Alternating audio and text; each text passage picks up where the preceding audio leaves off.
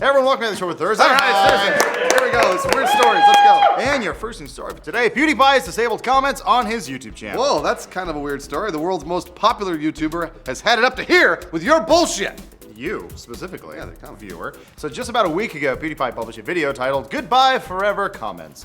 The contents of this video should not surprise anyone, given the title. Right. In it, Felix Arvid Ulf Kjellberg, I'm sorry, Pewds, I butchered your name, I apologize, aka PewDiePie, explains that the comments on his videos have become so cluttered with self-promoting spam and provocateurs that he can't communicate with his fans in a meaningful way. He said, I quote, "I've been trying to find solutions to it. I've been hoping that it would get better. I was hoping that YouTube would figure a way out, but it doesn't seem like it. I'm just sick of it. I'm gonna turn the comments off forever. They're not coming back this time around. Wow. I hope you understand my decision in doing that." He said that he preferred to use Reddit and Twitter to communicate with his fans, as those services allow more direct communication. That's kind of what we do on Inside Gaming. I actually agree. We try to get into the comments, but there are a lot of angry people I there. think Bruce has been arguing with one kid for the last 2 weeks. Yeah, it's about been 8 days or so. Yeah. Man.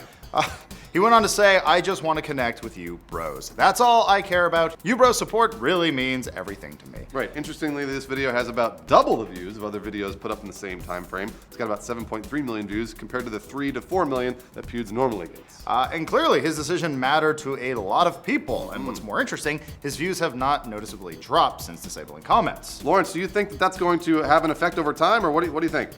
I'm not sure either way. I have a theory that comments really don't contribute to any kind of meaningful engagement on YouTube. That's just my theory. You know, we'll see in the coming weeks. It remains to be seen, but, you know, personally speaking, it's easier for me to communicate with fans via Twitter and Reddit as well. Yeah. I mean, he averages 3 to 4 million views per video, and so far, that average appears to be intact, although he just disabled comments about a week ago, so we'll kind of see over the long run what happens. So whether or not PewDiePie's viewership shrinks due to disabling comments, the fact remains that YouTube's biggest content creator has completely disabled a service primarily used as a community tool. Yeah, so it's kind of interesting because YouTube, the company, will now react to this somehow. I'm assuming they've reached out to him, tried to contact him, though it may result in nothing more than a polite email. We're not really sure. So yeah, and we're actually kind of surprised to find out that a lot of gaming blogs were covering this story. It's really weird. Which brings up the really interesting question: do YouTubers have more influence over the gaming industry than real gaming editorial outlets? We here at Inside Gaming thinks big fucking yes. Yeah, They do. yeah. They absolutely do. I've been saying this for years, actually. First, let's talk about another PewDiePie-related story. Last week, it was reported that Skate 3 was requested so much that EA was forced to start reproducing more copies of the game. And why? Why does anyone ask this question? Well, wait, hold on a second. When was Skate 3 actually? It's about 4 years ago. Released? Yeah, was it 20? It's a 4-year-old game, and it's 2009, still on the 2010? top of certain Xbox Live charts. That's unbelievable. And no other game that came out around that same time is up there. Right. And we think it's because of PewDiePie. Yeah. So if you search Skate 3 gameplay on YouTube, you get over 500,000 videos. Jeez, and of course, PewDiePie's Skate 3 videos have almost 37 million views combined. Across, it's across like, I think 4 or 5 videos. Okay. So let's go to the flip side and let's talk about things that are happening in the game journalist circles. Sure. Things like Gamergate, Zoe Quinn, and all those other bullshit surrounding all these ridiculous stories. Lawrence, why are people upset?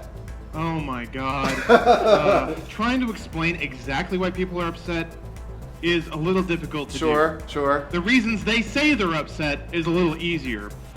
You know, there was a giant blog post by some guy who was basically cataloging all the ways in which his ex-girlfriend cheated on him. Crazy thing to do, by the way. If you're listening to this, never do that. That's a bullshit insane thing to do. But hold on, Lawrence. Lawrence, she was a game developer though, and she slept with another game developer and like somebody else in editorial. Who gives a shit? This has nothing. Who cares? This has actually nothing to do with video games. Hey, it doesn't matter. Oh dear God. Also, people are upset because of the word gamer has a negative connotation and a negative community, which in a lot of ways is actually kind of true. Yeah, it really is. It's a young community. Yep. And that's actually up to us, the community, to fix that. Yes, it is. That's you don't need petitions Or for that sort of- journalists or anything like that. Yeah. Lawrence, you also just found a weird Kickstarter too. Yeah, and this is kind of indicative of where things have gone.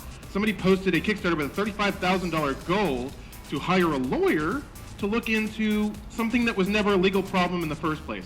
So basically, we have people coming along, seeing there's a lot of passion, and now they are very literally trying to take advantage of the situation and use people to get money out of them. Wait, what's the Kickstarter for? Here, I'll read it out loud. With Yeah, a recent please. leak of information regarding the possible corruption and backdoor dealings in the gaming industry, we feel that to protect the interests of indie developers, journalists, and those that have been blacklisted for trying to speak out, legal action is required.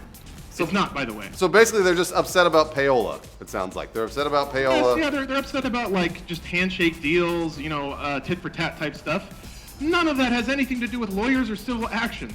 So they're just basically trying to suck money out of people that are upset about nothing. Oh my gosh, there's also a bunch of change.org petitions that are basically common sense, like don't hate people, have tolerance for other genders, creeds, etc. Boogie 2988's petition is somewhat reasonable, stating that everyone has the right to criticize games, make games, or play games, regardless of who they are. It's like basic human rights. It really makes a lot of so sense. we think Boogie's actually speaking to our point, Yes. which is while all the self-proclaimed journalists are fighting, bickering, and throwing fuel on a really stupid fire, Mm-hmm. PewDiePie's over here, a single YouTube channel, and is actually having monetary influence over the gaming industry. That's true. That thing that actually keeps this industry operating. It's really interesting because video games are fun, and when people see other people having fun with video games, they buy the game. So I don't know why we're talking about people sleeping with other people and change.org petitions and hate and creed. I mean, like, But journalism! And that's not journalism, that's tabloids. yeah, it's basically just we're just throwing fuel on another fire, and PewDiePie knows what he's doing. Let's just have some fun with video games, shall we? Wanna have some- I'm so angry. I don't know why. Audio trailers, we got the Styx, Master of Shadows, Assassin's Creed trailer. I was trying to think of another Styx song. Do we do? Domo arigato, Mr. Roboto. Is that how it goes? Yeah, that's exactly. That's how Buster got his job on Arrested Development in that old commercial. I like Come Sail Away better. Come sail away, come sail away, come sail away. Twitch just muted us. We're on day 26 of the Sherlock Countdown. Somebody made a countdown clock. Rob, that's what I'm talking about. This is game journalism. Oh, are you angry? I have this thing that you can give me money for. Oh, yeah, sure. Yeah. Here. The thing that they're most angry about, and feel free to cut this from the show, is that a woman slept with people that aren't them. That's what they're most upset about. I don't. It's true. It's a weird form of.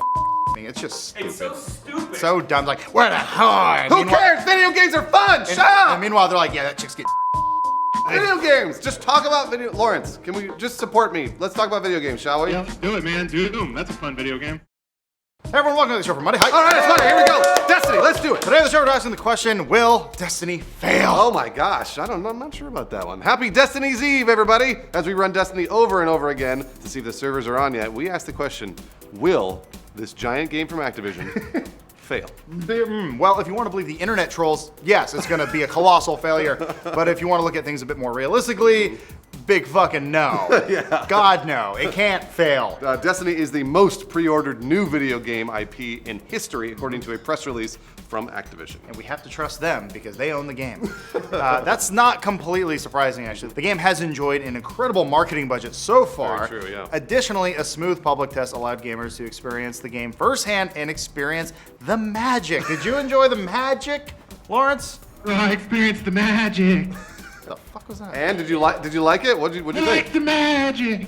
Despite record-shattering pre-orders, Bungie is not in the clear just yet. Bungie Director of Production Jonty Barnes told GamesTM.co.uk that we want to be Avatar, not Waterworld. Blue jungle cats, not piss drinkers. Right, of course. Whatever, I love Waterworld. That's a fantastic film. I'm not. Make money. I'm not, It actually did make money I'm not sure about worldwide. fantastic. All right. Now, let's not go too crazy here. He drinks his own piss. All right, Destiny has the potential to be a fantastic failure with a huge budget and big promises. Still, Barnes has faith in the game due to the talent of Bungie's developers. He says, I quote, a lot of people at Bungie had never worked on a new IP and it was very daunting for them. Yep. There was a lot of insecurity at times, but we trusted in each other. Oh. I think when you have the talent, you're going to be successful. So, with all that said, Yeah? it's going to be a giant failure. What? Wait, hold on I a minute. can't see it doing well. Lawrence, is Destiny gonna fail? No. No, it's not. No, it's got. Not on PC. You only want it on PC so you can download it for free, you lousy No. pirate. Yeah, Because the servers will be stable. We saw what GTA 5 Online did. We saw. Are you a reporter for Inside Gaming? I like now? this. I like What this. the fuck is going on? Well, here's the weird thing. We see some people on the internet that want this game to fail. Come on, guys. What Some the of those hell? people actually work at this office. Yeah, I know. I walked by one this morning. He was like, "You shouldn't get it. That's stupid." And I was like, "What? PC. Why?" Dear God. So any game that is popular will obviously have its haters. Hipsters are screaming it's not that good, while everyone else is having fun and not paying attention. How many hours did you put into the beta in the alpha? Somewhere between 30 and 40 hours just on that. I mean, okay, like a granted, one level? granted, it was 3 characters. Yeah. Played in the Crucible a bunch. It was just the same but it's missions. awesome. But I enjoyed doing it over and over because the world was fun to explore. You get to keep your characters? No, not at all. Waste and of time. I'm looking forward to doing it all again, Joel. Lawrence, how long have Activision and Bungie been spending on this game, just in like marketing and all that other stuff? Well, it's been getting huge in the last 6 months or so. You know, there are shots from Times Square of it, just wall-to-wall Destiny ads. They have that awesome live-action trailer. They're buying TV spots. They're making sure it gets in front of everybody. And I think they have a good reason for that. Right.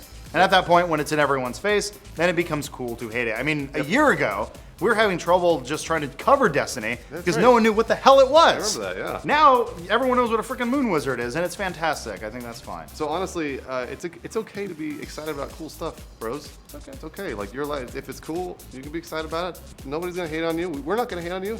Fucking dorks. We love you. All right, Spool, you want to know why it's coming to PC?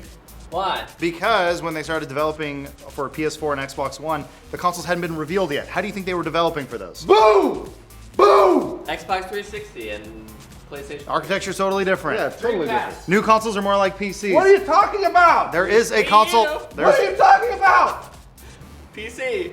It's gonna come to PC just Don't later. worry, This is the thing. They're, Next year. they're gonna make the dirty pirates See, we wait, still play with and then you I can will play it later. I will play it because And it'll be better. I'm waiting for it. Oh my gosh! Holy shit! I'll have more graphics. Somebody needs to calm Spool down. All right, well, we had a very long and productive and critical discussion about Destiny, but it's time for the exclusive Destiny music video starring Linkin Park and Green Day only on the Shut 'Em Up part. That was a good joke. Nice job, Lawrence. Thanks. Also, one quick follow-up: if you were like us, constantly mashing the X button trying to get into your server, Yep. the sweet bros over at NeoGaf have figured out a workaround if you absolutely need to play Destiny right now, and unfortunately, it's on the Xbox One. People are saying it might work for PS4 too. Gotta go. So it looks as if you buy the game off the Hong Kong store, then change your location and time zone to Hong Kong, you may be able to play Destiny right the fuck now, which is awesome.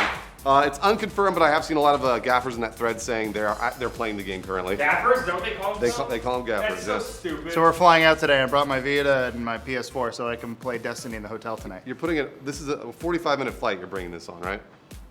I brought mine too. I love you. On to your trailers. Phil's not here. Oh, there's nothing. Hey, let's all check in on our Sherlock countdown. 22 days left, 22 ladies and days. gentlemen. I'm telling you, person who cared is not it's not here. I feel like the countdown clock is going slower than normal time. Am I wrong? It's because in anticipation of the release of the Yeah. game, Yeah. it's trying to make time slow down. There's a large group of people who are just huddled in the corner of the house because they fear the death that will hit them, and they will not be able to experience what is Sherlock's and whatever the fucking rest of the Crime Destiny. Drink Crime. the Kool-Aid. Hey everyone, welcome to the Super Tuesday. Yeah, Hi. all right, it's Tuesday. Let's go. San Francisco. Come on. Hey, for today, Destiny is out and no one can review it. Is Destiny any good? That's the question we're asking today, so let's go through that. Yeah. No one has reviewed the game yet because they haven't had time to fully review it. The servers just went live yesterday, so nobody's really had the weekend or even a few days to play it. So yeah, what we're gonna do here is give our first impressions of Destiny with what we have seen so far. Right, and keep in mind that we did play the alpha and the beta, and we both enjoyed all of those things. Yeah. So this is coming from people that already kind of like the game. We were up all night in our hotel room playing the game. That is true. That is actually true. Until NyQuil took you out, right? So first let's go over the pros before we get to the cons. Yeah. First up, the shooting is really, really fun. Yes, it is. The controls are extremely responsive, which is something that has fallen off in games lately. Yeah. We feel like. I really feel like it has. Lawrence, you were playing last night, and I was likening it to the first Halo. Kind of go into detail about the shooting because I get a lot of questions about that. Oh, sure. Well, it's pretty typical for modern console games. I think the biggest thing is that all the timings are spot on. Like pulling up the iron sights feels good, reloading feels good. Guns fire fast, but not too fast. Yeah, they really do. And the big thing that I want to point out is, like Adam said, the controls are just really sharp. Modern console games have a lot of post-process that can make the controls a lot fuzzier, but Destiny, really crisp. Yeah, I like it. they really nailed it. Up next, the music is phenomenal. Last Yeah. night I was laying in bed while Lawrence was playing the game. I know it sounds really, really gay. I guess Pretty it's, gay. no, it's Happy. cool. Yeah, it sounds cool. The main theme does not have the same punch as Halo's. You know, I love those drums when those came in, but when you get into combat, those drums kick up. You want to snap some alien necks. So far, the main theme's been pretty nice, but there's at least one mission in Old Russia that definitely stands out, and there's some stuff on the moon that has some like cool 80s synth going on. Yeah, it Oh, gets, wow. it Haven't gets gotten to the moon yet. Keep in mind, we're only about 4 hours into the game, but so far, from what I've heard, I really like it. So I think one of the unfair comparisons that Destiny keeps getting is to Borderlands. Sure. And what I like about Destiny over Borderlands is the gear, and it's a lot more than just space pants. Although that sounds cool too, though. I like space pants. Space pants are cool. So sometimes gear will have stat-altering buffs that need to be unlocked. We saw a lot of this in the beta and the alpha, but we're seeing it a lot more now, and finally there's no limit on what you can do. Yeah. So for instance, we got some space sleeves, and they helped reload specific guns faster. Yeah. That's just kind of the tip of the iceberg. It starts to get a lot deeper the further you go into the game. Lawrence, you said you had a hope about combining gear. Yeah, I hope there's kind of a pseudo crafting system where, so say you get a buff that helps you reload a specific type of gun faster, if that's the gun you're speccing towards, it'd be cool if you could move that buff onto a different piece of gear and eventually have your whole gear set completely cued into the type of character you want to play. Yeah. That'd be neat. I can kind of see how that would work. though, Yeah, in Destiny. just cram the little blue cubes into it until you make it good. Up next, the vibe of the game is just awesome. Everything about the game revolves around the magic and romanticism of space, something that we kind of see in Star Wars and Guardians of the Galaxy and in Halo. It just works really, really well. Yeah, the vibe I kind of get from it is just space is like big and magical and expansive, so why wouldn't there be cool aliens and weird relics and superpowers lying out there? It really drives home the desire to explore and discover and find cool shit. Also, lasers are cool. Yeah, lasers are cool, Lasers are man. pretty fucking sweet. Next up, one thing that we really like, and one of the things Bungie is most well known for, is that the story doesn't really smack you over the head Not at all. with story. Yeah. It's actually kind of light. Shortly after the game starts, you find a spaceship. The music swells triumphantly, not because your character is happy to find it, but because you are happy. Yeah, because you got a spaceship. You're playing. You're John Destiny going through the land of Destiny, and they're basically saying like, we can tell you why the darkness came and why the traveler's here, but Well, you get to find out. You're gonna find it out as the story goes on. like I said, the very first Halo did this really well. The story was light enough that you were really interested in what the Forerunner were, where Guilty Spark came from, these sort of things. And they're doing the exact same thing with Destiny. It's just 10 years later, and it's just as good, if not better. What I love about it is you put in your Destiny disc, and most games are like, cool, you bought our game, awesome. Hold on for a second, because we got some story to get through first. Right. Because your character has to know why he's going to shoot these aliens. But Destiny, it's like, awesome, go, get the gun, shoot the alien. Kill things. Yeah. You want story? Go over to that website and read the back of your stupid nerd cards, you nerd. So that is it for all the pros that we like so far. We're only about 4 hours into the game. Like I said, we're on the road here traveling. So let's move over to the cons. Yes. We were pretty worried all yesterday that the servers wouldn't be able to handle the mass overload of launch day explosions. It seems they did just fine. Currently, we're on the road for production shoot, and we got to rely on the hotel's spotty Wi-Fi to play the game, and it's been pretty good so far. I personally had one bad instance where we were going through the tutorial level, and if for some reason it kicked me out of the single-player tutorial part before I even got the gun, and it forced me back, and then James and I had to rewatch the opening cutscene for the 10th time. But that's it, really. Yeah. That was the one time. Everything else has been pretty smooth, even with the spotty Wi-Fi here. We've stayed online, and it's been okay. This isn't Diablo. This isn't the Sim City fiasco that we've seen before. The servers are actually maintaining. Well, the question everybody's asking online is, why do you need an always online connection for a single-player game such as Destiny? Lawrence? Well, my theory is it has to do with like item duping, cheating. If you need that heartbeat to always go back and forth and you're constantly verifying the inputs players have and the data set that they have, you can catch cheaters really fast before they start wrecking the game for you. Yeah, to me this is very important to note. You do need an always online connection to play Destiny, because if you don't have that online connection, it's going to just boot you out. So make sure you have that for your console or obviously for your PC. One of those things that we've accepted at this point, I think all of us here are used to that, but a lot of people, throughout the country, throughout the world don't have that. So. Of course, yeah, and it would be nice to see some sort of option to do an offline mode and then check online later for people who do have spotty connections around the world. We're very fortunate here in this part of the world, but other people, not so much. Yeah. So there you go. Those are our pros and really one con. Only one con, yeah. Lawrence has some tips and tricks for all you kids out there, Well, because apparently it's 1994. One tip, not a lot of tricks. Basically, you can go to Bungie.net and redeem kind of like shift codes is the analog. Oh, yeah. You can unlock new cards and emblems to use, and I know people like unlocking things. Yeah. So there's a thread on NeoGAF that has just a list of codes you can copy and paste over. If you want to unlock a bunch of digital bullshit on your profile, So like we said in the beginning of the episode, no one has actually reviewed the game yet, so we're all going to give it a score collectively. We are? I think we're giving it an 8.9. I think it should be 8.98. So the official Destiny score from us It's not really official. will be changed tomorrow when we play more of the game. That's true. So please tune in for our daily check-in of Destiny review. As it stands right now, 8.98 out of 10. Moving to the trailers, we got the Alien Isolation one. That's I bet it. it's scary. We haven't watched. Nobody's watched it. We can't watch It's it. really scary. We have no connection over here. Thought this place is known for technology. To They're hide showing- under your desk while you're they're watching. showing a new freaking iPhone for Christ's sake. Oh yeah, that's right. Stupid. And then also What day there's, is it? There's 21 days left of the Sherlock Holmes countdown. Here's the thing. When we got into this countdown clock, I thought it was gonna be funny. It's still And funny. now, well, is it funny? Yeah, Are you sure? very We've funny. only done it 3 days, and I'm tired of it. It's I'm kind of lost all humor. Yeah. Nope. This game looks No, we're stupid. locked in though. But we got 21 days till Sherlock Holmes Crimes and Punishments. That's 3 weeks. So, But what do you think about Sherlock Crimes and Destiny? don't ask them that. They're just gonna curse us out in the comments. Everyone, welcome to the show for Wednesday. Hi. Wednesday! I'm gonna- There's a doc. Ow, a You're splinter. gonna get salmonella. Or a boat disease. The originals are for today. There's a rumor going around that Minecraft is going to be bought by Microsoft. What? For $2 billion even? Holy shit, that's crazy. Marcus Notch Pearson is looking to sell popular block simulator Minecraft to Microsoft for a stupid $2 billion. This story comes from the Wall Street Journal and Bloomberg, both of whom cite an anonymous source that wants to protect his or her identity since negotiations are still underway. It's true. It's unclear if both of these stories are sourcing the same person, though Bloomberg states the source is familiar with Microsoft. That source also claims that Notch is unlikely to stay with Mojang after the deal is executed, if it's executed. This whole thing is actually surprising given that Notch is prone to public anti-corporate rants on Twitter, right, Lawrence? Oh boy, yeah, he just can't wait to uncork on faceless companies that have done him wrong in some way. Recently, Notch outright canceled development of Minecraft for the Oculus Rift when they were acquired by Facebook. He said that Facebook, quotes, creeps him out. Oh, yeah. Which is reason enough to miss out on billions of dollars developing a game for a very popular peripheral. Why not? He also tweeted against EA. Back in May 2012, he tweeted, EA releases an indie bundle? That's not how it works, EA. Stop attempting to ruin everything, you bunch of cynical bastards. Boom! Nailed him. Got Oh him. boy, it's just like I'm on NeoGAF. Got him. And then most fittingly, according to the story, back in 2012, he also tweeted against Microsoft saying, I'd rather have Minecraft not run on Windows 8 at all than to play along. Maybe we can convince a few people not to switch to Windows 8 that way. So here's the thing though, Notch has gone back obviously on the Windows 8 Yeah, one. yeah. He went back on the Oculus Rift one publicly. He's like, oh, never mind, I'm over that. So he just doesn't kind of really know what he's saying when he's saying it. He seems to be reactionary, especially being in the public eye as a CEO.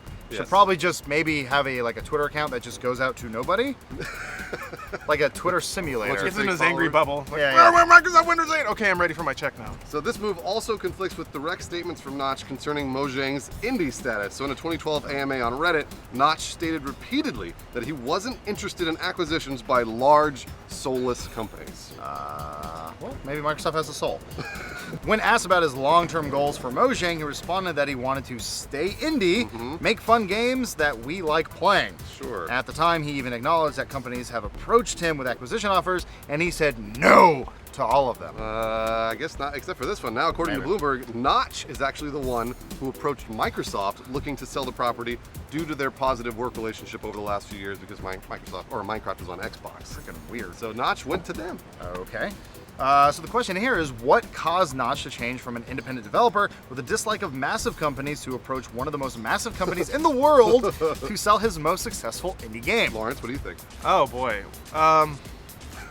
I mean, it's hard to say. If you want to portray Notch as like a creative individual who needs a challenge, he's probably not getting that at Mojang anymore. And he's just going to take his massive check, go on and start something new. However, the problem is he's tried that at Mojang and it didn't work out. He had what was it, 10? What was it called? 0x10C. Yeah, 0x10C. Yeah. He made that, and then by all accounts just got bored and stopped working on it. And then Scrolls was his other game. Supposed to come out soon or yeah, something. that's actually coming out this autumn, so they say. But it hasn't really hit. There are some people playing it, but Hearthstone kind of captured the digital trading card market. So he's tried to make other projects, and they haven't really blown up. So Yeah. maybe he's just like, I'm tired of all this. Well, we were discussing that like maybe he's in a company now at this Yeah. point where he just doesn't want to be there. Maybe it's too big. Maybe it's not the direction he originally wanted. Who knows? Who knows? So, But don't worry, since Bloomberg is saying that Minecraft will still be on all platforms like PS3, PS4, not just Xbox One or PC. If Microsoft does end up buying it, but who knows what the future holds. Most likely Minecraft 2 will be an Xbox One exclusive. Oh man, can you imagine all the Sony fanboys? They're going to flip their shit. If they flip their shit with Tomb Raider, they're just gonna explode. What would it even be? The blocks are bigger, smaller? More blocks. More blocks. More blocks. Or fewer blocks. What do they want? I think they need to improve the graphics. That's the big problem. Red blocks? Yeah. Most people complain about the graphics. Blue right? blocks. In closing, Microsoft looks like they probably will be buying Minecraft. I think that those sources are very valid. Bloomberg and Wall Street Journal. So unless somebody sort of jumps in and says, no, never mind, we're not going to do it. We're going to see. The question for you guys though is, does the Minecraft name still have any sort of equity? If they made a Minecraft 2, would you buy it? Are you over it and you're just playing Destiny like the rest of us? Well, they're going to go back to Minecraft. You never go back to Minecraft. You can just build Destiny in Minecraft, so it looks like a shittier version of Destiny. See, that's there you less go. fun. So you just play Destiny inside But online of only. Minecraft. Please don't make me question my purchase. On your trailers, you got the Middle-earth Shadow of Mordor behind the scenes with Troy Baker and Nolan North. They do Together voices. at last. They do all the voices. Together at last on Middle-earth Shadow of Mordor. I feel like they've been in something together before. It was Game of Thrones. Game of Thrones. Do you think if they did a fusion dance, they'd create the world's best voice actor? It'd probably be a generic dude. Next up, we got the Assassin's Creed Unity co-op gameplay trailer. This is what it's like when you and 3 other French dudes go around and stab rich people. That's my normal Wednesday. No, that's just when you hump the dock. That's true. That's also normal Wednesday. And there's also the countdown clock for Sherlock Holmes. All right, we're on day 21. In 20 days. I'm telling you, time is going slower. Really? Yeah. It's dilated. Really? God damn it. It's been a whole day. You should be happy. One less day. In 3 weeks, we can stop this god-awful countdown and play the world's best game ever made. Destiny? Sherlock Holmes is going to be in what is Done. Just Yeah, let there we Lawrence go. figure that one out. it? Wait, no, the other one. Let Lawrence figure it out. The Phoenix Wright. That is a Phoenix Wright. Ghost Trick. Yeah, Phoenix Wright. yeah. Professor Layton. There you go. That was Sherlock it. Holmes. Yeah. Ian Got a McKellen. little hat and his pipe. Patrick Stewart. When did he come to be depicted like that? There's a seagull. Sherlock Holmes. Martin Freeman. The Hobbit. I got an idea for you. All right, we're done. A seagull that solves mysteries. Shut up. I agree So with they- that historical assessment. If the Titanic crashed into Hawaii, it wouldn't have sank. And also the water would have been tepid at Yeah, the because most. it wouldn't have sank, because then it would crash a boat, and then people could land on Hawaii and They then get out have and a then, luau. then they go, ah, ooh, ah, ooh. They give you a lay and they have a little chi-chi. Nice little- he's- Lord Grant. He asked a good question. Ask What? that again. If the Titanic didn't sink, how would we get Downton Abbey? Because there'd be no question over who is the rightful heir. He's got a point. That's really good. That's This really really good. requires I watch Downton Abbey. You haven't seen it yet? No. You were married. Hey everyone, welcome to the show for Thursday. Hi. Thursday. Let's go. Not one, not two, possibly 3 news stories today. No, that's crazy. We're doing all the news. That just means we don't have any news. just not, there's no real one good story to talk about. So let's go to the first one. Will you be able to stream your Xbox to your web browser? Cool. That's not an answer. Oh well, I don't know. Fuck it, whatever. So some new tech from Microsoft might ease the sting of going outside. Lawrence's intros are the best. We know it hurts to step away from the Xbox, but soon you may not have to. Right, tech blog NeoWin, references an anonymous source in saying that new streaming tech from Microsoft will place the Xbox in your browser. That's really cool. The project is called DeLorean and hopes to reduce or remove latency from game streams by predicting player inputs and delivering speculative game frames to the client. What does that mean, Lawrence? Well, every video game is just a series of pictures, and those pictures change depending on the buttons you hit. So when the game is rendering on a remote computer, it basically thinks, okay, in the next 3 frames, if they hit A, B, X, Y, whatever, I'll go ahead and render those frames out, deliver them to the client, and then if you on the client side hit that button, boom, the frame's already there. You don't have to wait for it to cross the internet. How does it know when you pull the trigger and like fire a gun in Titanfall? There's no way it knows that. No, it doesn't know it. And there's a lot of trickery to kind of mask that. So when you're playing a game and you're shooting at a guy who's running, and all of a sudden he kind of blinks back, it's because the server thought he would keep running, and he didn't, so they had to correct it. That's the kind of thing we're going to start seeing in video form, not just in data form. Well, according to NeoWin's source, this streaming solution works for the Xbox 360 and the Xbox One, which is pretty interesting considering this would be Microsoft's answer to what Sony and Valve are already doing. Yeah, finally, you can take Killer Instinct with you wherever you go. Yes! Finally! Who cares? I care. Now, a word of caution. Just because the tech may be working at Microsoft doesn't mean you'll get to use it anytime soon. No, they are kind of known for putting money into things that never come out. Yeah, that's true. Like little lights behind your television that project part of the game that you never actually see. It is possible that Microsoft will eventually release this tech, but as of right now, it's still speculative. Either way, this is another example of how games are changing from a product, like a little box, Yeah. to a service, like streaming. To another box. We expect before the end of this hardware generation that every major games provider will have their own streaming service, like you were just mentioning, Yep. mentioning for PS4 and Steam. So you just got to get used to it. Sorry, that's the way it's And if you don't like it, well, move into a cave and play Super Nintendo all day because that's good. That's just like Lawrence. That's what Yeah, Lawrence you don't does. need an internet connection for old consoles. That's a fact. All right, Joel, fuck. We'll move on to the next story. Thank you. How about this one? Smash Brothers characters leaked! We did it. Maybe. All right, Joel's not excited I'm about in the room. it. The new 3DS Super Smash Brothers isn't even out yet, and people have started to find new characters. Hold on to your butts, kids. Let's go through the list. We got Ness. Lawrence, what's the next one? Falco. Yeah! Lawrence, what's the next one? Mr. Game & Watch! What about the next one? Ganondorf! And then what about the next one? Dr. Mario! All right, and this is the last one. Let's all say it together, everybody. 1, 2, 3. Duck Hunt Dog. Yeah. He laughs behind the bush. The next story, Destiny has already made all its money back. Holy shit, that's crazy. Activision officially announced yesterday that Destiny made $500 million the first day of its release, the biggest launch of any new video game franchise in history. This is true. As usual, Activision might have fudged these numbers just a little bit since they are only talking about the sell-in, meaning games sold to retailers, Right. not sell through, Yep. meaning games sold to you. Now, amazingly, it did not beat GTA 5 in one day, which made $800 million in 24 hours. Dear God. Unbelievable. Eric Hirschberg over at Activision also said that Destiny, that it is the highest selling day one digital console release in history. good for them. You're looking at one of them.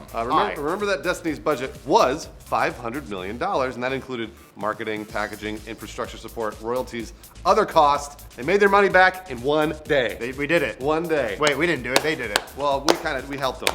The CEO.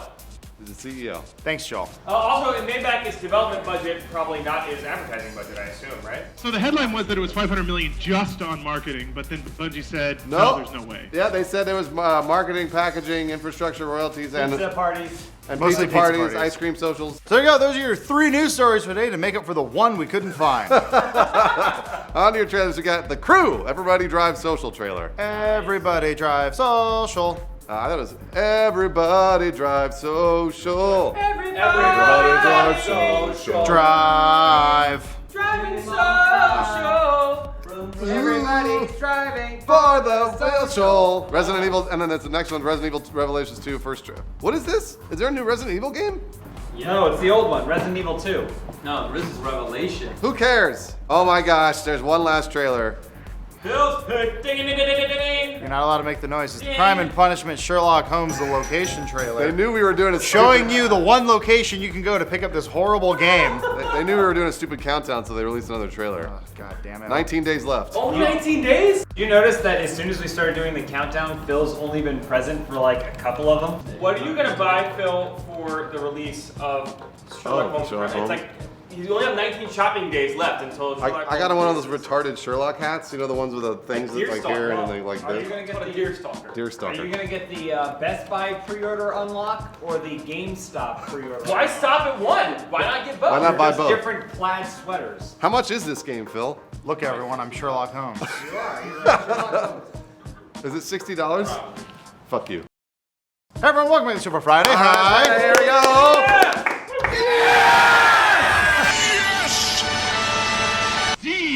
And your first dessert for today, Grand Theft Auto 5 finally got a release date for Whoa. its next generational release. All right. So Or current gen, or whatever you want to call it. did you already buy GTA 5? Of course you did. Fuck you. Buy it again. Do it right now. That's the American way. This morning, Rockstar Games announced the release dates for this gen versions of GTA 5. That's right. We got actual official dates. Can we stop calling it gens? Can we just say the next? PS4 and Xbox. Thank you. Yeah, go That's ahead. so much better. We're Uh, gen neutral here. Thank you. That's right. We got dates. Dates for everyone. Woohoo! Dates for you. Woohoo! But it sucks if you're on the PC. So the Xbox One and the PlayStation 4 versions are coming out on November 18th, as predicted. Right, by James and Richard Keith, our cameraman. And the PC version is coming a little later on January 27th, 2015. A lot of people are very angry about this.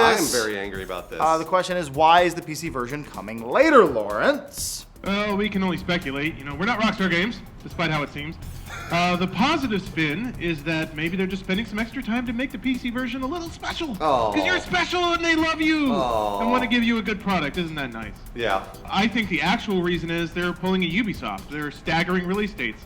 The idea is that if a game comes out on console and PC at the same time, the gamers that have both will just steal it on PC and play it right away. Really? But if you make them wait, they might actually buy it on console and then steal it on PC later.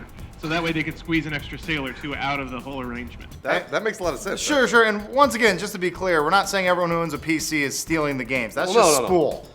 What? I didn't steal anything. Regardless, here's what you can expect with the game's re-release. Increased draw distances and higher resolutions. There will be over 100 new songs. Oh, that's awesome. New activities, new weapons, and new vehicles. There'll also be some additional wildlife, like killer whales. Oh. I saw a cat in a trailer. Oh, that's true, there was a cat. Yeah. Denser traffic, which I'm really looking forward to because it's Los Angeles. In real life, that sucks. In a video game, it's great. Yeah, it really is. They're going to do a new foliage system. Foliage. It's pronounced foliage. Foliage. No. Our new library too. Uh-huh. I read it in a nuclear book. Nuclear. You're gonna screw it up right. God damn it. Enhanced damage. Hold on a second, Phil. Wow, what's your problem? Gee, are you in a rush or something? You want me to go buy some orange juice, settle you down?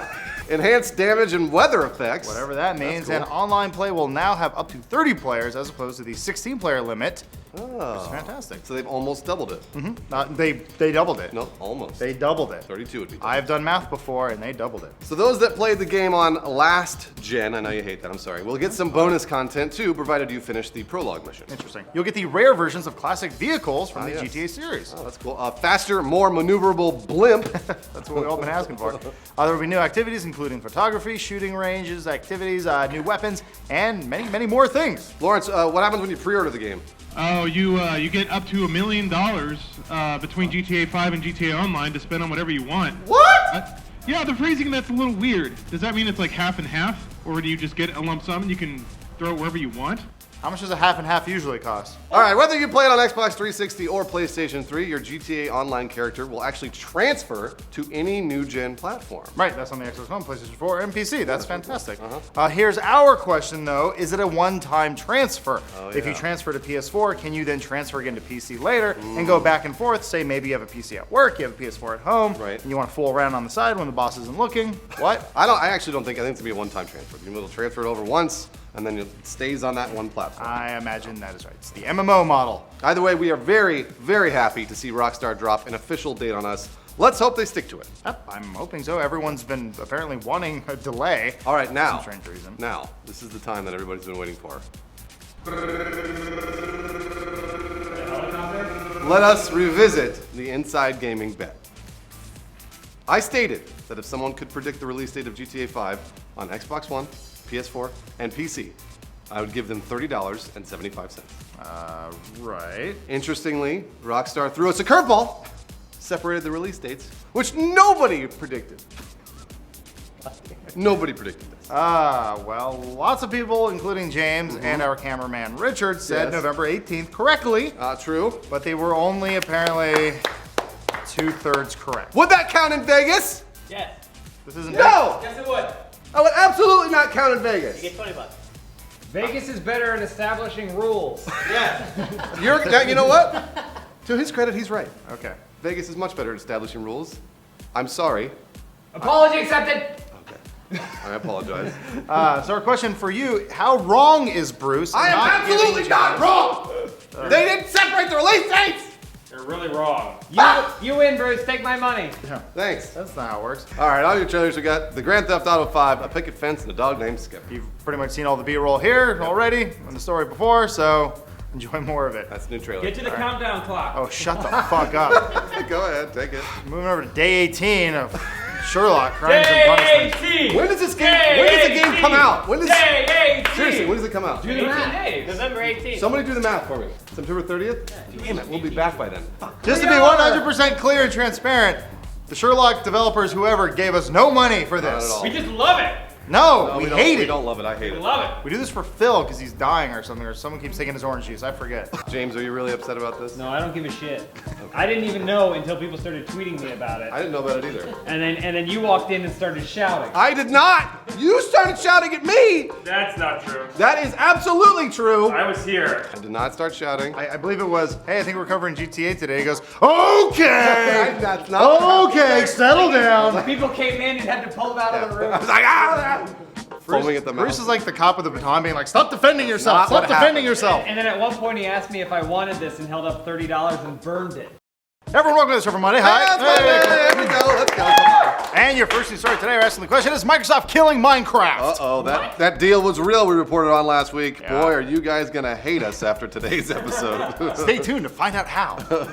So, the question on everyone's mind right now is Minecraft dead forever? I don't think so, not quite yet. After writing a check for $2.5 billion, Microsoft now owns Mojang Studio. Isn't it Mojang? Phil Spencer called it Mojang, so I'm gonna call it Mojang. Now let's do what Phil Spencer do. Yeah. That means that big bad Microsoft now owns Minecraft, as well as other Mojang games that nobody cares about, like Scrolls. Chief Word Officer Owen Hill. Shut up, you stupid idiot! Went on to say, I quote, Minecraft means many different things to millions of people across the world, and to each and every Mojangster. No, Mojangsta. Mojangsta. There you go.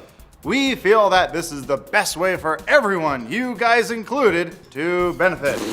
Once again, Was he saying that when he had the money in his hand? Is yeah. that what he's- Hold on, I can't see you over all of these euros. that really is his title too, Chief Word Officer, Owen Hill. But what about Notch? I don't care. He went on to explain he never intended for Minecraft to get as big as it is and has no idea how to deal with it now that it's a cultural phenomenon. Yeah, he says, I quote, I become a symbol. I don't want to be a symbol, responsible for something huge that I don't understand, that I don't want to work on, that keeps coming back to me. I'm not an entrepreneur, I'm not a CEO, I'm a nerdy computer programmer who likes to have opinions on Twitter. Don't we all? So as we see it right here, Mojang is pretty much a one-hit wonder studio. Also, Notch admitted something a long time ago in 2009, right, Lawrence? Yeah, back in 2009, he basically did a Tumblr post saying that, kind of narrating the beginnings of Minecraft. Basically, he was just fiddling around with games, found a game called Infinimiter, and he was like, I want to make that. So he did. And for reasons we don't know, it blew up, Infinimiter didn't, and now Notch and Minecraft are global cultural phenomenon. Better marketing. Yeah, well, even then, he didn't market the game. YouTubers did. So. Yeah. Clearly tired of dealing with worldwide round-the-clock ridicule, Notch is going to take his payout and pretty much go back to doing London Dares? What's Let 'em Dares? What are those? It's like an indie game jam. Basically, a bunch of people get in a room, make a game in like a week's time, and basically prototype out cool ideas. A lot of really popular games start with Let 'em Dare or prototypes. I'm pretty sure Portal did. But what about the other side of this? We see this as a fantastic deal from Microsoft's perspective. Well, of course, despite the massive $2.5 billion price tag, Microsoft is still forecasting that they will break even on the deal within the first fiscal year. Holy shit, that's amazing. How do they do that? So while we're not sure what Microsoft plans to do with the property, now that they own it, turning $2.5 billion in revenues in a single year is obviously massive. It's mostly from posters at Target. Oh, interesting. Yeah.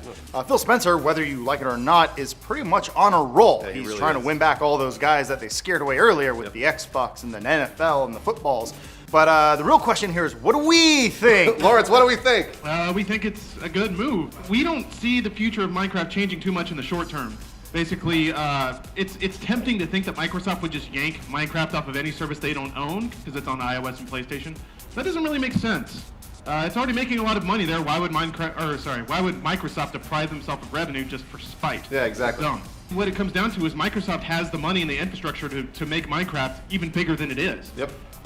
If you tried to run it recently, it's not very easy to run. If you want to set up your own server, that's another hassle. They can use their, Azure cloud whatever thing to make Minecraft Realms a really big deal. Instead of just paying for some rickety computer in Malaysia somewhere, you can actually get a real solid hosting machine, set up your own server through actually like a user-friendly interface. A lot of cool stuff could be on the way. So what else, I mean, in terms of other things that Microsoft might do with Minecraft, what else do we think they're going to do? Well, I mean, like Lauren's saying, they're going to license it out. So basically, for anyone like me, who's a giant Sony fanboy, I'm basically now funding Microsoft. True, that's very true. Xbox fanboy? I got yelled at because I used that PS4 hashtag over the weekend. I'm apparently a PS4 PS4 fanboy. Also, keep in mind that Microsoft tried this a long time ago. They're trying to get into your kid's house somehow. They tried it with Viva Pinata. Gross. That's really gross. It didn't really work, so they licensed it out on the 3DS Right. or the DS Yeah. back in the day. And so Microsoft's actually not above licensing what they have out to other platforms. No, not at all. But Minecraft is pretty much the home run they need. Yeah. Joel also wrote a bunch of other stuff like additional official educational tools for teachers or some shit. Microtransactions. Buy this stupid shitty cape for 99 cents, you dumb kid. Sure, and they got Microsoft Music Pass streaming directly into the game. Channel Minecraft, all mineshaft all the time. News, gameplay, commentary, super silly, funny videos. Kill me. Yeah, plushies, more plushies. Actually, they'll probably license the shit even more somehow. Definitely, yeah, absolutely. Minecraft toilet paper. Change the name of the company to Minecraft or Microcraft or Minecraft. Which one's better? I What like about mine croissant? Minecraft is pretty good too. Mine croissant! And then Lawrence, take the last one. Oh, Minecraft 2, only on Connect! Yeah. Wait, how would it only be on Connect? Connect is an assistant. You gotta like, you want it there in front of you to break blocks. It's gonna be great. Our question to you guys is, do you really think that Minecraft 2 is coming to the Connect, and are you excited to do this? Yes. Well, no, so you. You gotta do it, I think, higher. Probably higher. Yeah. do it more You're not in the towards shot. Let it go. And as always, our question for you guys, do you think this is a good or bad deal for Minecraft? Are you gonna stop playing it because now it's owned by a giant evil corporation No, with a lot of money? nobody's No, gonna do it that. doesn't matter. No, it doesn't matter You at love all. Minecraft too much. In fact, you're gonna play it more. Are you excited about Minecraft 2 on Connect? Oh, when you just do this?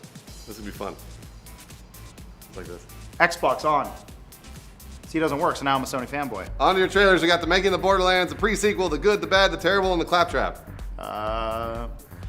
That's your only trailer today. Countdown clock! Here's your daily reminder. Phil. We got 15 days until Sherlock's Crimes and Punishments. Only half a month? You know why the iPad doesn't work right now? Everybody? Because school didn't charge it. I'm in school, I wanna go like in the this. Middle East, they're gonna make so much goddamn money off that shit. You want a karate chop? You feel powerful. You can charge the iPad. Why does he do that? Just to show him that he can kill him. I It's can pretty by fucking intimidating. Somebody puts your Nothing. hand, yeah, like they put their hand on your neck, Right, and you're like, But he's like flicking his ear going, yeah. and he tickles them all. Yeah. I gave you a wet willy. Everyone, welcome to the Super Tuesday. Hi. It's Tuesday, here we go. More Destiny. Your first and sorry of today, reviewers hate Destiny. Oh, it's true. Yep, most of games media doesn't really like the game known as Destiny. Despite the lofty and mysterious talk from Bungie leading up to the game's release and a ridiculous marketing budget from Activision, the game is currently sitting at a 77 on Metacritic. That's for PlayStation 4. Oh no! I'm not allowed to enjoy it now. I don't know. GameSpot gave the game a 6 out of 10, Polygon gave it a 6 out of 10, OXM gave it 8 out of 10, Okay. and Game Trailers gave it also an 8 out of 10. Right, so they're all sort of falling in the 6, 7, 8 ranges. Right, and according to many articles out today, those numbers may end up costing Bungie a shitload of money. And why do you ask? Lawrence, tell us why. Kotaku actually did some digging on this. They found a contract that was written in 2010 that was released in 2012 as part of the lawsuit between Activision and Jason West and Vince Ampella. In that contract, it stated that Activision would owe Bungie a quality bonus of $2.5 million Wow. if Destiny hit a 90 or higher on game rankings within 30 days of release. There's some other language in there, but that's the gist of it. Obviously, it hasn't done that because on game rankings right now, it's at 76.29%, and it's probably not going to climb much higher in the next 3 weeks. Correct. Now, just for perspective, though, this contract was drafted in 2010, like Lawrence said. That's 4 long time years ago. ago. Yeah, really long. That was a very long time ago. Numbers may have changed. Contracts may have been rewritten. In fact, they most likely have. Yeah, that's true. That was most likely just a placeholder that Activision used for other subsidiaries or people that, once again, Bungie is a different beast all onto itself. really is, It is yeah. not Infinity Ward. They don't own Bungie. Bungie is still independent. Yeah. So whether or not the contract is still in place, it does drive home how the landscape of game sales and games criticism is changing. Yeah, time was reviews were everything. A long time ago, that was kind of the things that we used to look at in magazines. We'd see the reviews and be like, oh, you saw the little faces and the fun course. factor and be like, oh, I can't wait to play this game because it's a 5 or whatever. However, as gaming gets older, we're seeing more and more of a divergence between what's rated well by critics and actually what sells. And that sort of applies to every medium, television, television, movies, music, all that kind of stuff. A perfect example is Call of Duty, which was the highest selling AAA game around, but review scores have steadily declined since Black Ops 2. Right, Destiny is the highest selling new IP of all time, and yet is opening with review scores in the 6 to 7 range. Sure, and we'll get more on that later. Can I tell you some of the 77 reviews recently on Metacritic? Go on. Go ahead. Naruto Shippuden. No! Ultimate Ninja Storm Revolution has a 77. Underrated. The Walking Dead Season 2 Episode 5, No Going Back, has a 79. Great game, underrated. World of Tanks Xbox 360 Edition has a 77. That should have Great 100%. game, underrated. None of those games, all those games are better than Destiny. Yeah. Yeah, but they're all sure. on PC. He just said the Xbox 360. I know, but they all could be on 3. they Oh could be man, on PC. Spoolie just sucked the air right out Open of your us. open your ears. So our question is games journalism dying? No, that's stupid. It's not really dying. It's not really. Yeah, Well, it's it not also didn't exist. Anyway, it is moving away from the common gamer. It's true. Lawrence, feel free to do your rant. There we go. I've kind of had an issue with the reviews process for a while, and I think Destiny kind of highlights it. Reviewers, as they, made very apparent, had only one day to play the game before the game came out.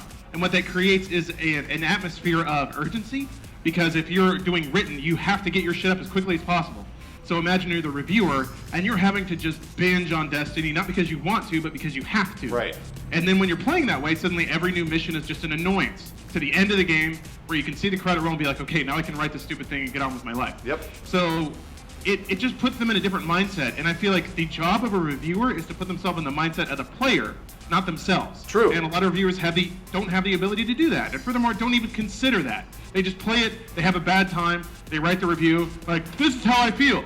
And that's it. And they think that's where their job ends, and it doesn't. Your job as a reviewer is to tell the audience what they need to know to make an informed purchasing decision. And I can actually add a little flavor to this because I reviewed technology products for years and years and years, and it was one of those things that I tried to do every single day. I tried to, like he said, put myself in the mind of a buyer, somebody that was going out to buy this product. It wasn't a product that I got for free that I got to use. It was something that I had to look at and say, was it worth the $100 that I had to pay for it, and did it do what it said it should do? And that's something that's very important coming from reviews. And at some point, I feel like reviewers and critics alike pull themselves out of this media and become like, higher than mighty, and they're like, oh, well, I've played all these games and they're all bad. I'm like, no, that's not really the way to do it. Yeah, and actually, to follow up on that, it's time for my rant. Yes, go ahead. What I've seen the growing cesspool that is Reddit comments and YouTube comments, and I'm just gonna ask the question: are we not allowed to have fun anymore? What? Is that a problem? I want to have fun. Look, I'll admit it. All right, I am a guy with simple tastes, but for me, the most important aspect of gaming has always been the fun factor. I like that we have variety in this industry. It allows multiple people to be entertained within the same medium. That's a good thing. Yep. What I don't like is when someone whose opinion I should apparently care about is telling me that the thing that is offering me hours of enjoyment is not a good thing.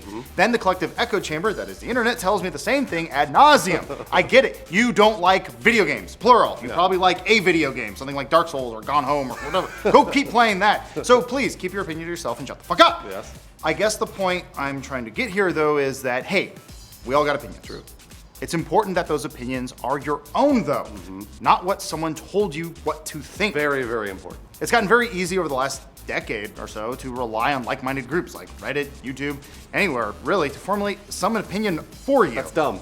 I don't like that. Yeah. But then when something like Destiny comes out and you have to wait 48 hours for some other game blog or someone to write out their thoughts for you, the internet loses its collective shit. Yeah, it really does. So while the traditional gaming press is happy to play Destiny for like 10 hours, score the thing, and then move on with their lives, most of us here in this office are still happily grinding away our characters in our free time, shooting aliens in the face, leveling up, and most importantly, having fun. Yeah, we're just having fun. That's really all that matters.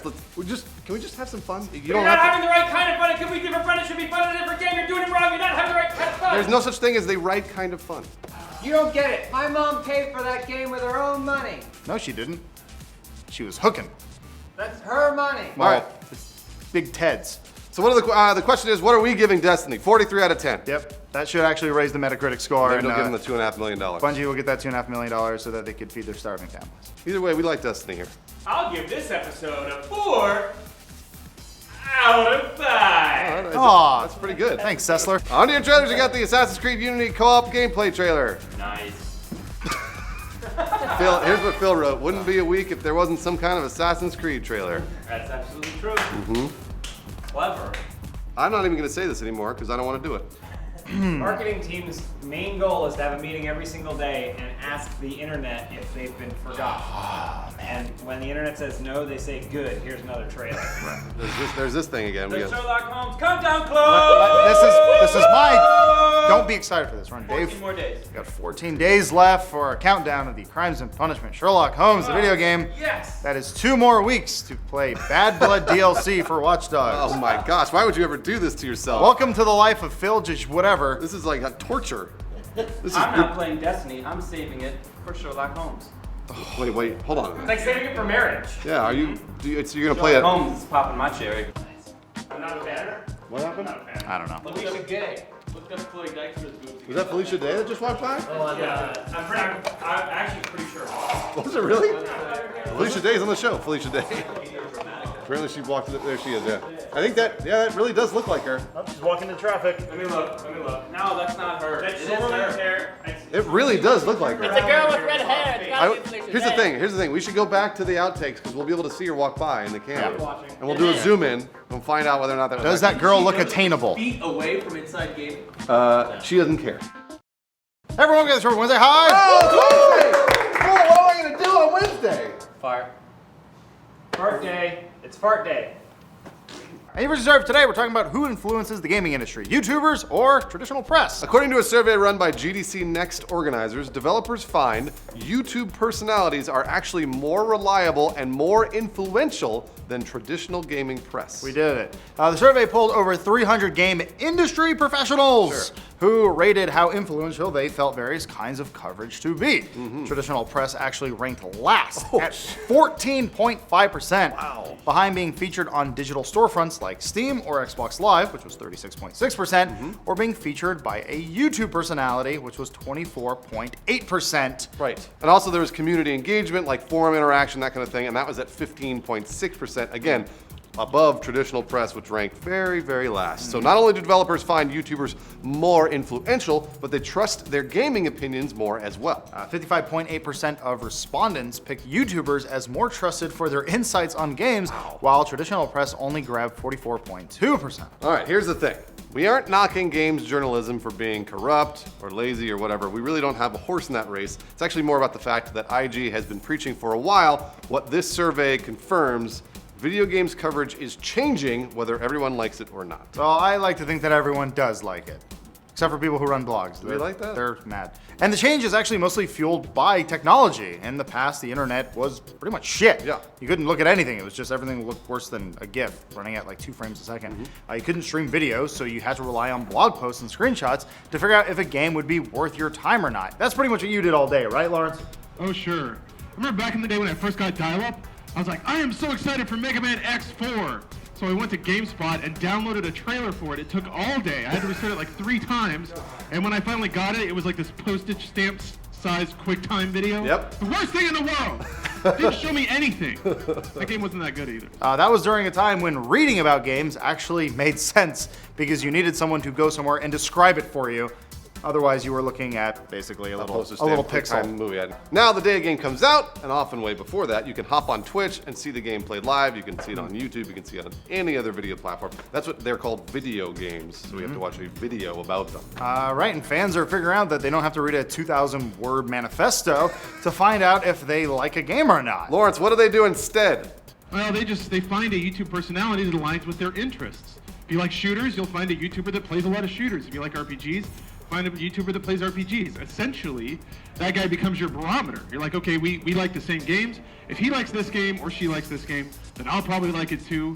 And in that way, it's kind of just like talking with your friends. You find friends that you're into the same stuff, and your buddy comes up and says, hey man, this new shooter's really good. You gotta try it, it's got this and that. And that's it, you're sold. You don't need some dude telling you about the graphics, about the DLC, about how good the music is, about how good the controls are. Yep. You just find somebody whose opinion you trust, they give you a quick rundown, and you play a game and have fun. And it's actually a simple fact of life that word of mouth advertising always works better than every other form of advertising, and that's basically what this is at this point. 100%. Look at the success of Minecraft. Yeah. We're not saying that Games Press is dead. No, that's not going to be on the thumbnail. Just that a lot of audiences that used to read it has switched to a different form media that works better for them. Right. That's just easier to consume. Yep. Story time for me. When I used to work at G4, the producers and hosts were some of the most enthusiastic and talented gamers I've ever met. The stuff we produced for television just was not getting watched. Nobody watched X-Play, nobody watched Attack of the Show, and we heard that a lot of the time. Turns out the medium wasn't correct. It's 1,000 times easier to just watch someone play a game whenever you want on the internet rather than figuring out when a television show is on, then waiting for your favorite segment, then waiting for Morgan to tell you what it was about, and waiting for Kevin. It's one of those things that we just kind of hadn't figured out yet at G4, and now we see the evolution of it, and here we are. This was also at a time when Cops and Cheaters ran amok. Yeah, no, I know. And I could just go to YouTube and type in, well, Shadow of the Colossus gameplay. Right, exactly. There it is. And overall, I just like to reiterate that, yeah, you know, games are just like tech products. It's just the way we digest this sort of stuff. It's actually evolving faster because it's more of a digital medium that you just absorb with your eyeballs. You don't actually have to physically really touch it anymore. Yeah. Pretty much the switch from magazines to blogs to now video only makes sense, except for the people who refuse to make videos. Like who? Who does that? Just certain blogs and other places that they just rather write about the important things. Here's the thing, kids fucking hate to read. They really do. I mean, like, They're getting worse at it. I would much rather watch a video about video games than read words about video games. They keep spelling Bungie B-U-N-G-E-E. Who's really? Who does that? Read the comments, it's maddening. They're like, did Bungie pay you to cover their game? Like, Cover density? Bungie gave us over 40 doors. They paid us in orbs of light. Lawrence, do you have anything to say as a wrap up here? I like the traditional form of approach. I like sitting down with a nice pinky out, overly thoughtful article that gives me something new to think about. But at the same time, you know, the older I get, the more I'm like, it's fine to talk about it, but at the point where you get preachy, that's when it's kind of dumb because it's video games. Right. And I think that's kind of the divide that started to emerge, you know? On a video form, it's just like, hey, let's chill out, have fun. Whereas the written stuff has kind of gone more towards the intellectual, the speculative, which I enjoy, but, you know, it's not for everyone. And I think as time goes on, it'll settle down, like the enthusiast market will go to the written stuff for the more thought-provoking, and the mass market will just have fun. Yep. Lawrence is getting preachy again. So here's kind of the weird question for you guys. We know you're watching YouTube right now, so we kind of know what you think. But I would like to know, beyond watching video games on YouTube, do you think we should stick to the written word? Do you think we should go to YouTube? I mean, honestly, give your honest opinion in the comments. I'd love to find out. I will say I don't like looking up a product review or a like a tutorial, and the top results are videos. I often just want to read a review or read how to do something. I don't want to watch for 4 minutes while someone goes, oh, so I had to set up, oh, my computer's not working, hang on. Yeah. I hate that. I can kind of see that. Thanks for tuning in for another episode of Joel's Thoughts. Oh, I'm sorry, James can go off on his fucking leaf menu bullshit. Whenever I try to say a thing, stuff happens. Who do you like better, James or Joel? James.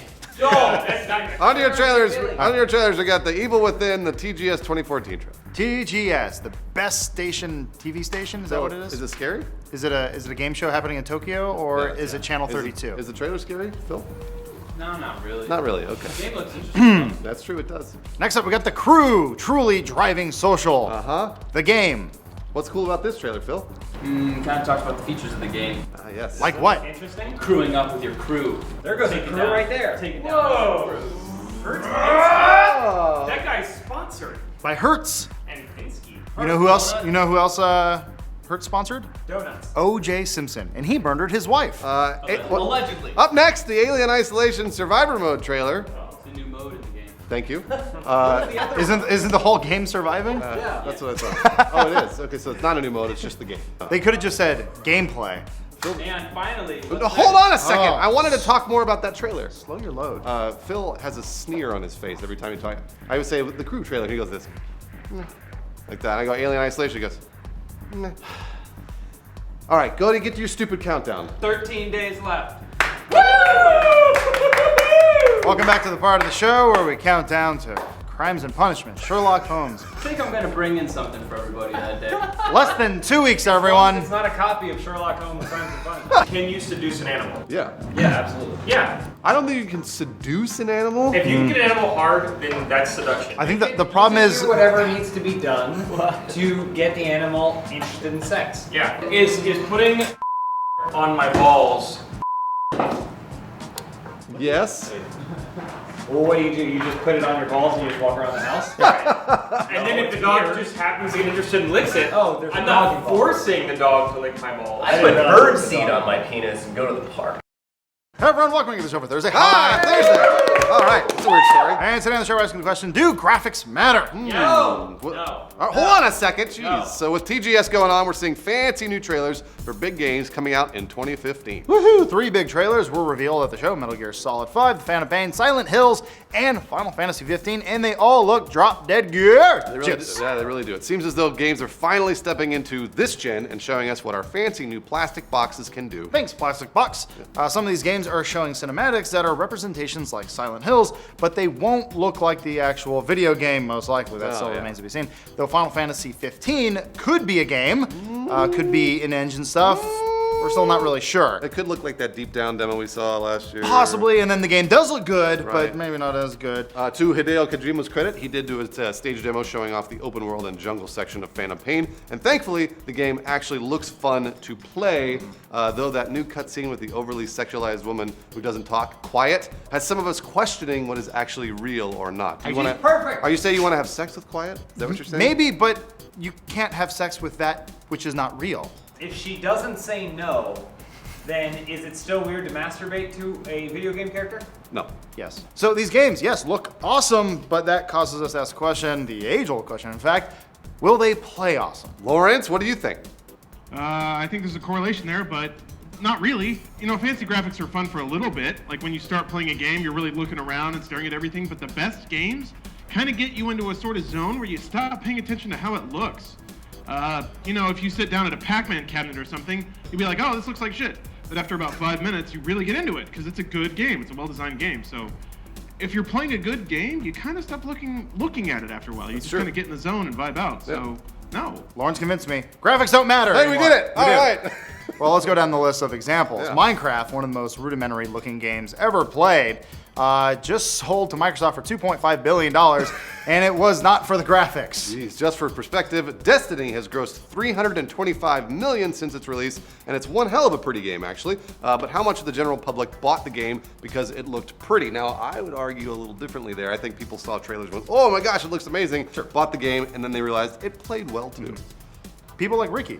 I bought it because it looked pretty. See, there you go. There you Now go. he loves it. There's one. Other games like DayZ and League of Legends can capture a huge audience without having incredibly detailed environments or characters. It's true. The world's most popular game, Candy Crush, Ugh. ran on Facebook and phones, for God's sake. I mean, of course, that makes sense. The one thing, well, most of these games do have in common are a great art style. Yeah, Lawrence, what games would those be?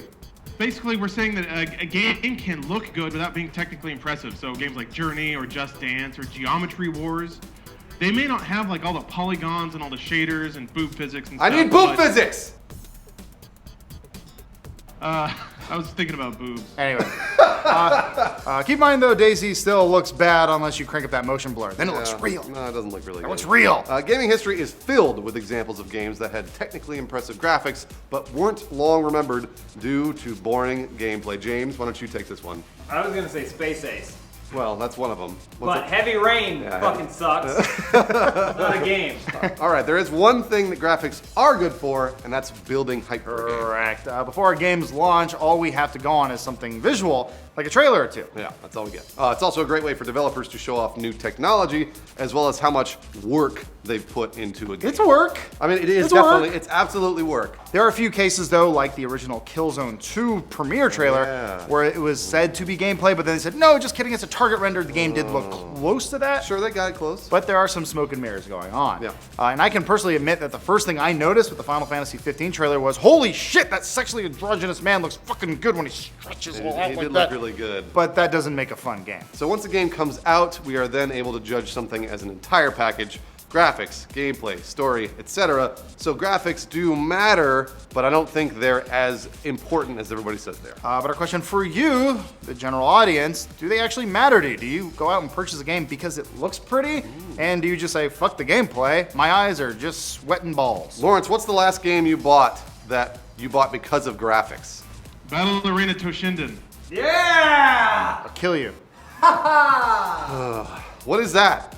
I'll let you discover on your own. Nope, not gonna do It's not a it. journey I can take for you. Not gonna do it. Bruce, if you don't know, it's already too late. All right, good. Move the trailers first up. We get the Borderlands, the pre-sequel introduction by Sir Hammerlock and Mr. Dorg. That's right, Borderlands releases a lot of trailers for their games. I forgot Mr. about Dorg's a good character. He's very funny. There's also the new Metal Gear Solid 5 The Phantom Pain 20-minute gameplay trailer, which we've been talking about Oh, this of course, entire yeah, time. you've seen all that. But Phil says Who cares? we've got the trailer of the year. There's a new trailer for this game already? Crimes and punishment. Yep. Are they only cranking out trailers because we keep talking about this thing? Maybe. The sad part about this is I saw other people reporting on it, and PlayStation even tweeted out that there was this trailer for this game that nobody There's cares some about. poor developer who works at that office, and he's like, our search traffic spiked. 12 more days. God damn it. We've been counting down Bringing in for... food for everyone that day. Woo! What kind does of- that have to do with Sherlock? Yeah, what does that have to do, Shirley? What doesn't it have to do? That's a dumb retort. That's a clue. Fuck. Game of the year. You know what? I can see why people would wear these, though, because they make me feel cool. Yeah. For some reason, fingerless gloves make you feel cool. Have you guys noticed that? They do. You know, it should make you feel cool. You should also look into leather vests. Ooh! That make it pretty cool. Whips and chains. Okay, all right, Yeah. I'm good. Let's see it. Anything that you can clamp to your nipples, Okay. whether through piercing or not. Chaps. Chaps? Chaps. Definitely make you Motorcycle guys wear those, right, James? They're all real cool. Yeah. Pretty important. What a waste of time. Hey everyone, welcome to the show for Monday. Hi! Call of Duty's getting sued. Call of Duty suit time. So Activision responded today to a lawsuit filed by former dictator Manuel Noriega. All right, so back in July, Noriega filed a lawsuit against Activision for using his likeness in Black Ops 2. How dare they, those bastards? So a very brief scene in the game depicts Manuel Noriega as helping the main villain, Raul Menendez. These are like just cartoon names. Their real names. Anyway, fake his own death. Right, so if Noriega does not sound familiar to you, we will catch you up to speed. Lawrence, catch him up! Time for history of inside gaming. You're gonna learn things. Go ahead. Manuel Noriega controlled Panama as a military dictator from 1983 to 1989. He was deposed in 89 by the United States military, and then he was detained as a prisoner of war and tried on counts of money laundering, racketeering, and drug trafficking. Jeez. He served time on those counts till 2007, where he was extradited to France, where they tried him for counts of murder and money laundering. Wow. Now he's got a 7-year sentence that he's serving out, and he's been extradited back to Panama. He's not a friend of the world, basically. Not at all. He's a bad man. Yeah, Noriega, despite having murdered several people, found this using of his likeness to be terribly insane. Oh, how dare they? And that's how a lawsuit is born, boys and girls. Yeah. So Activision isn't really impressed, though. Not at all. Back when the lawsuit was first settled, interactive entertainment lawyer Jos Perwal, that's a really cool name, told the BBC that the lawsuit, on a fundamental level, doesn't have much ground to stand on. He says, I quote, Noriega isn't a U.S. citizen or even a resident. This means that his legal claim becomes questionable because it's unclear on what legal basis he can actually bring a case against Activision. Who knew that a murderous dictator doesn't know shit? U.S. Attorney and former New York Mayor Rudy Giuliani, we are not making this up. This is all real. Now co-counsel in the case echoed the same sentiments. Right, he says, I quote, what's astonishing is that Manuel Noriega, a notorious dictator who is in prison for the heinous crimes he committed, is upset about being portrayed as a criminal and enemy of the state in the game Call of Duty. Quite simply, it's absurd. Activision has since moved to dismiss the case entirely, meaning that the lawsuit will never go to trial. This is being done under the California anti-SLAPP law, which protects the free speech of rights for California citizens. Lawrence, what's SLAPP? SLAPP stands for Strategic Lawsuit Against Public Participation. Basically, if somebody's saying or doing something and you don't want them to do it, you just sue them under a free speech law and hopefully through the cost of the proceeding prevent them from doing it. It's a shitty tactic, so California has anti-SLAPP laws to protect the free speech rights of its citizens. Activision's motion for dismissal makes several points, chief of which is that Call of Duty as a series references many prominent historical figures like John F. Kennedy and Fidel Castro. Who killed zombies together. Let's all keep that one in mind. Right, Activision makes the point that all the likenesses and references are protected under the American rights to free speech God bless this country. Yeah, USA! Bless America! Manuel Noriega has no rights! All right, really, for this case to mean anything, Noriega will have to prove that he suffered damage, injury, or loss as a direct result of his depiction in Black Ops 2. In fact, actually, we're talking about him right now, so I think he's actually on the up and up on this one. Yeah. We're guessing all the warmongering probably disrupted his life a lot more than the cutscene in Call of Duty. Adam Kovic has already brought the movie rights to this lawsuit story, and it'll be the main plot for Black Ops 4: The Blackening. Actually, now that we know that we can use Noriega's likeness without any problems, where else can we use it? Well, he will now be the mascot for Inside Gaming. Yes! But it'll be a plushy version of Noriega, kind of like a sports mascot. Yeah. So it's like a big stuffed animal. So instead of Guy Fawkes masks, we will now be all disguised as Great Leader Noriega when we're walking around as anonymous. There will be a new Chicken McNugget shape. That's Noriega. Yeah, definitely. Who stole your hamburgers? Noriega, get back here! Oh, it is so silly. You murderer. Car washes in the New Jersey Tri-County area can now freely use the slogan, "Your car, as clean as a Noriega ethnic cleansing." Ooh, whoa, boy, oh, geez. He didn't do that, but we can just say he did. Lawrence, why don't you take this one? Oh, sure. In celebration of the Friends' 20th anniversary as a reboot series, we'll begin retelling the life and times of Joey Noriega in his giant fucking apartment in New York that he can afford for some reason. Man, that sounds awesome. No one's going to get that. He's joke. lucky in life, but not in love. Coming this summer. He's a hard-boiled detective with nothing to lose. Noriega and the Shank coming this fall. I said summer. Oh, well, whatever. Fuck, who cares? Doesn't matter. He'll be the mascot for the upcoming 2020 Tokyo Olympics. It's Lil Noriega. Oh, that's cool. He's got a vuvuzela that comes out of his asshole. That's right. It's like a dwarf that looks like Manuel Noriega. That's so cute. So Look at all the heinous war crimes he committed. So our question is, what do you think the next Noriega mascot will look like? Did you think you were going to get this much news or entertainment and possibly education in this episode of Inside Gaming? Yes. No, the answer was Everybody no. says no. Like a flashback to when I was 7 years old. I remember all this shit. It was great. You think they're going to stop and pay attention Reagan was after all in the... power. Manuel Noriega was ethnic warring and paying off. All right, on your trailers, you get the Halo Master Chief Collection Halo 3 campaign sneak peek. Which makes absolutely no sense because you're watching it in 30 frames a second. The whole point of Halo 3 release Master Chief Collection is that it's in 60 frames a second. So it looks like Halo 3 that came out in 2007. So wait, so it's not uploaded in 60 frames a second on YouTube? Aren't we doing that now? YouTube hasn't supported it yet. Oh. Kind Can you of. make the video go twice as fast and then it will be 60 frames We a can. second? Yeah. That's the thing. Just watch it on 2 screens and quickly blink. Oh yeah, do this. That doesn't work. Also, Phil has a countdown for us. 8 more days. Oh my god, it's so We close. are really close. I'm really excited I'm because in actually 8 days we don't need to talk about this anymore. Alright guys, do you need your regular pre-show pep talk? What's that? Hey, take a knee. Take a knee! Alright boys! Yeah. Are you guys ready to make the best episode of Inside Whatever Forever? Yes, Coach, yes. Are you ready to tell them the gaming news no matter what no one says? Yes, sir. Are you ready for Monday morning excellence? Excellent. That's how you're going to end it? Then get on up and Alright. start the show! That was the worst pep talk in the history of anything ever made. That was pretty good. Lawrence, man. did you take a knee? I would go out and lose the game on purpose. Hey everyone, welcome to the show for Tuesday. Hi. Yeah, it's Tuesday. All right, we're in spooky London. It's only spooky because it's nighttime, and today on the show we're asking the question, who's the better console, PS4, Xbox One, or Wii U? Are you tired of the story yet? No, they're not tired. They want to argue about it in the comments. Then let's do it. Day. All right, so VG Charts published their first in what's to be a monthly report, giving us a snapshot of console sales. Now, granted, this is VG Charts, so these sales numbers should be treated as loose estimates. They are not exact. Still, loose estimates never stopped you guys from arguing with each other, so here we go. Yeah. The biggest part of the story is you can probably guess that the PlayStation 4 is just murdering everybody. Lawrence, tell them why they're murdering. Well, I mean, it came out at a cheaper price. It's arguably the better designed console, and the marketing was a lot better. Buy this box, put a game in it, have fun. Them's fighting words, Lawrence. I mean, I don't think anyone's going to disagree. The marketing Oh, they team will. of the Xbox One was pretty bad. Pretty bad. To further illustrate Lawrence's point, to date the PS4 has sold 10.1 million units versus the 5.1 million of the Xbox One and 7.1 million on the Wii U. Wow, so the PS4 is doubling the Xbox One in sales. Correct. That's brutal. And then obviously, wait a minute, what? Wii Yeah. U? Why is the Wii U in there? Let Lawrence tell you. It's actually doing well. What? Yeah, well, relatively well. Okay, all right. So it had a year's worth of head start. That's right, So yeah. naturally, it's going to sell more than the Xbox One. But the weird thing is, I would have expected that the Xbox One would have massively outsold the Wii U since it came out. Yep. But since they've both been on the market, they've both been selling about the same.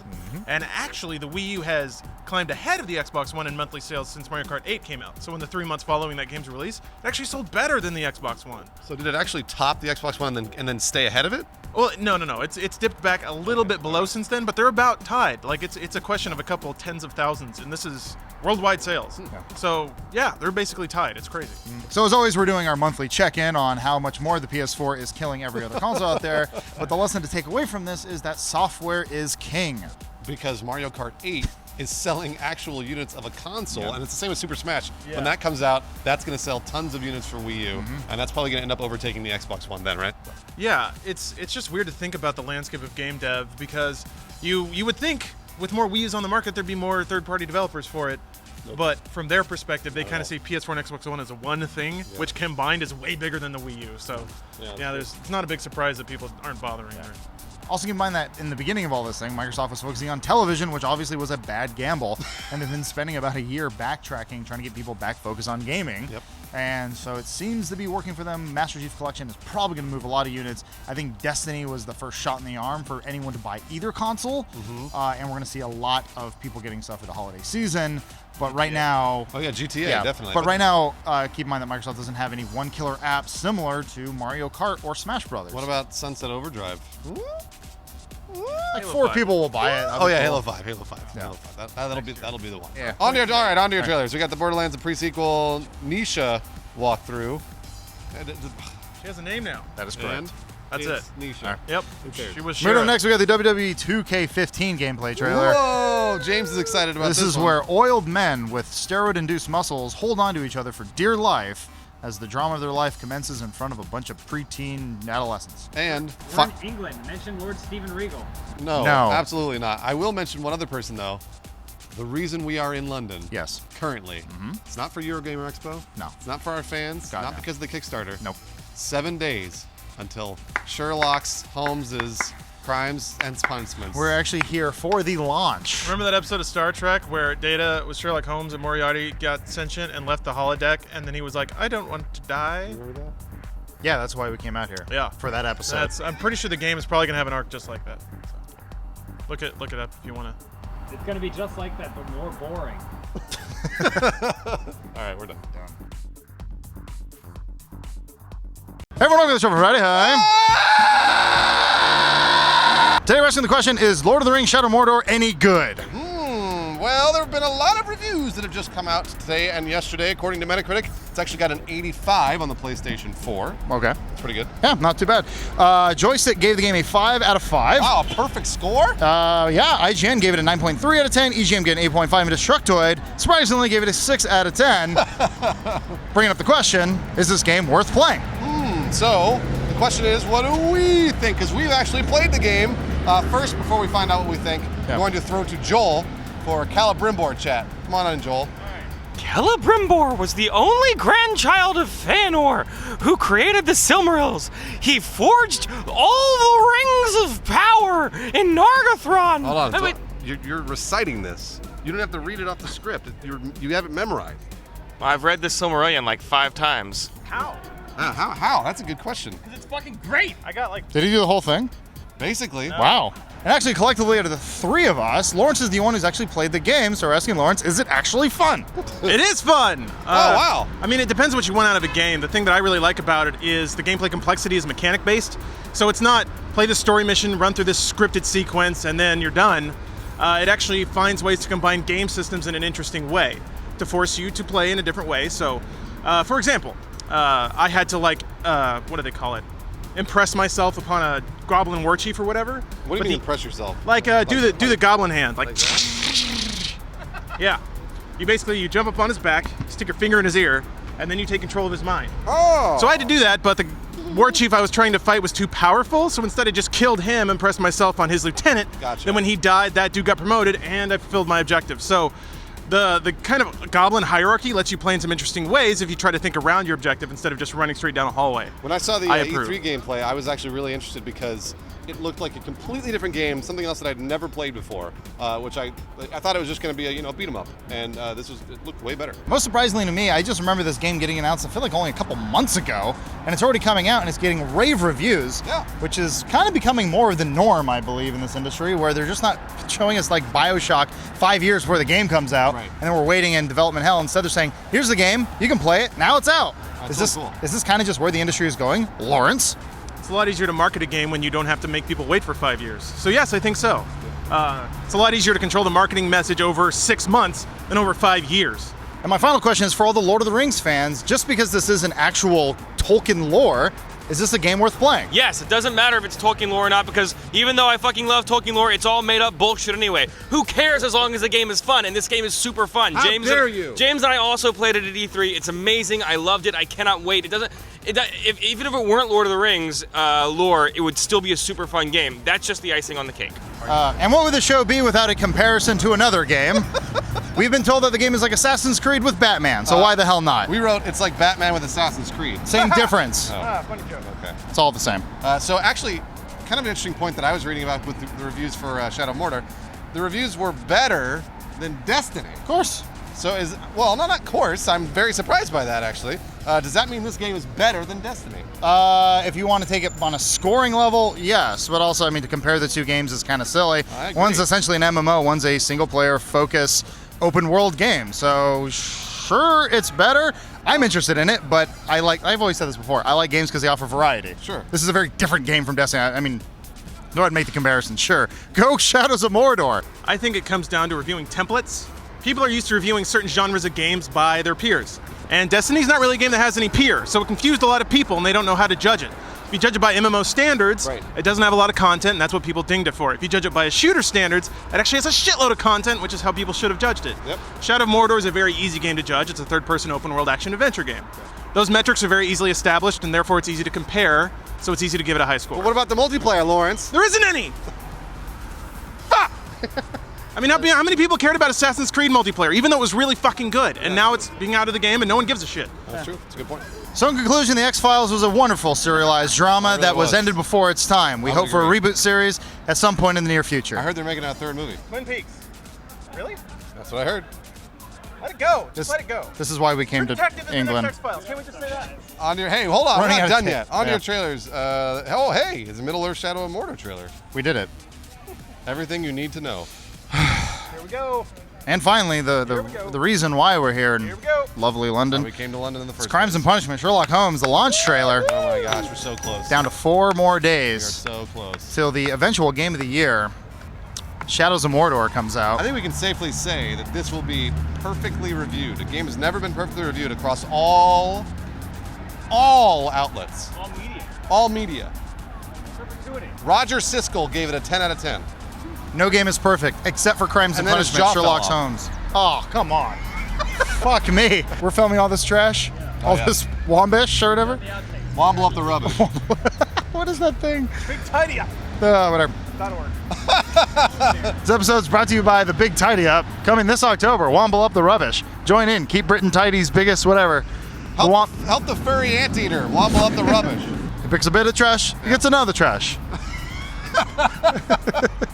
It's really dumb. Wobbling the night away. Wobbling the night away. He gets the rubbish up, he puts the rubbish down.